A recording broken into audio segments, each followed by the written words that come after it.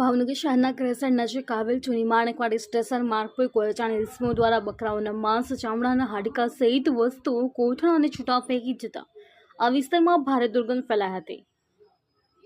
જ્યારે સ્થાનિક રહીશો દ્વારા ચેક કરતા કોઈ અજાણ્યા ઇસમો દ્વારા હિન્દુ પરિવારોની લાગણી દુભાવવા માટે જાણી જોઈને આવું કર્યું હોવાનું કરનાર સામે કડકમાં કડક કાર્યવાહીની માંગ કરી હતી।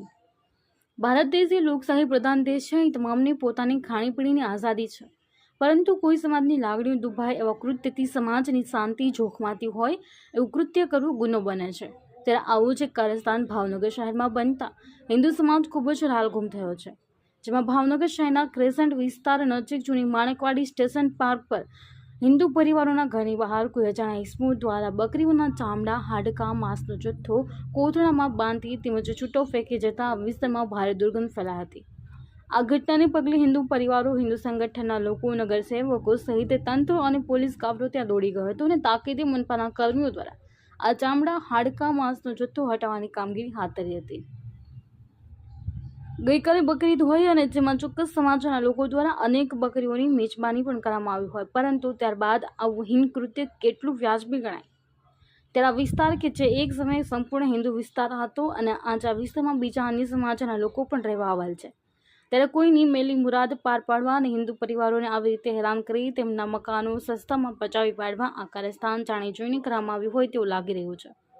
આવા ઇસમોને ઝડપી તેની સામે કડક કાર્યવાહી કરવાની માંગ હિન્દુ પરિવારો દ્વારા કરવામાં આવી હતી। અશ્વિન ગોહેલ, છે ન્યૂઝ, ભાવનગર।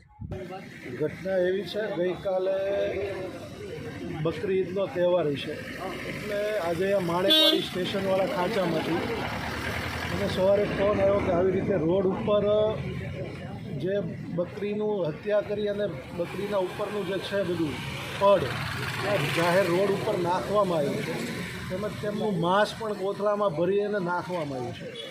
અહીંયા આગળ હિન્દુ લોકો રહે જ છે, એટલે તેમને હિજરત કરવી પડે તે રીતનું આ કૃત્ય અમને લાગી રહ્યું છે, એટલે અત્યારે તંત્રને પણ જાણ કરી છે અને તંત્ર અહીંયા આગળ આવી અને તંત્ર ફરિયાદ કરે એવી તંત્રને એક વાત કરી છે। માનનીય બી ડિવિઝન અને કમિશનરશ્રી બંને સાથે વાત થઈ છે અને પોઝિટિવ આની ઉપર પગલાં લેવાય એ બાબત અમે આગળ રહીશું। અત્યારે તો મારા ધ્યાન ઉપર આ પહેલી વાર આવ્યું છે, આગળ તો થયું હોય તો મારા ધ્યાન ઉપર નથી, પણ અત્યારે પહેલી વાર આવ્યું છે અને મને ફોન આવ્યો એટલે હું તાત્કાલિક સ્થળ ઉપર તંત્ર સાથે વાત થયા મુજબ તંત્ર અત્યારે એફઆઈઆર કરશે, પછી જે તે ડિવિઝન આરે સંકલન કરી અને તાત્કાલિક જે પણ આ ઈસમો હોય અને પકડાય એવી એક તજવીજ કરે।